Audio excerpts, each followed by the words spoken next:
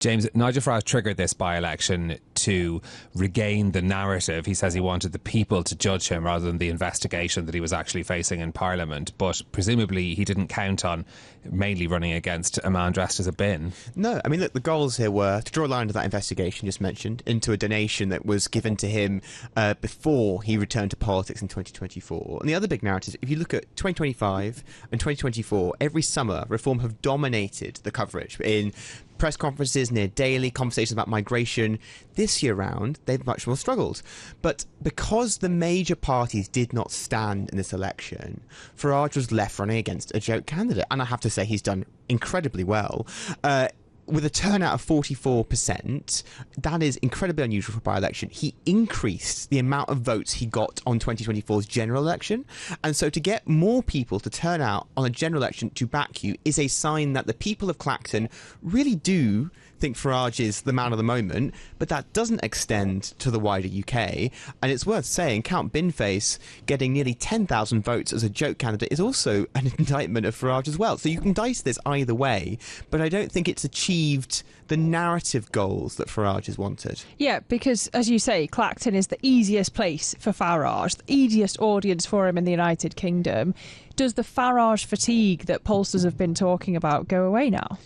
No. Absolutely not. I mean, look, even since he called that election, Reform's national vote share has dropped from about 28 percentage points to 24 or so. Why? I mean, you'd have to talk to the likes of John Curtis for that. And what he says this morning is that the shine of Reform's kind of lustre of once becoming the party of the whole right is dimming. There is now increasing willingness to go back to the Conservatives again. And they've gone up from, say, 15% to, say, 18, 19. So they're now within touching distance. We should say that John Curtis is, of course, the leading psephologist in the United Kingdom. Yes, exactly.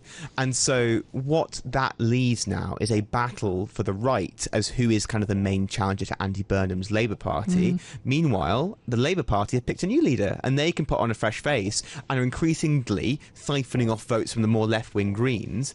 And so this kind of moment, Farage wanted it to be about migration. He wanted to be about Reform becoming an insurgent party. It seems to have become now about how there is a struggle to be the real party of the right. Will that investigation into Nigel Farage's finances return now that he is going back to Parliament? Simple answer, yes. And then to go one step further, the amount of votes that Count Binface got in this election is more than 10% of the entire constituency, and that's what you need to trigger a recall petition. And so should that investigation find that Farage is guilty of misleading the Commons, there are theoretically enough people there who want him gone that could trigger that by-election again. And why should international investors care about what's just happened in Clacton? My point being, does this in any way change what Burnham does going forward? It changes how UK politics is structured in terms of the story of the past 2 years has been Reform have gone from being a fringe party to the number one polling party in UK politics up until very recently.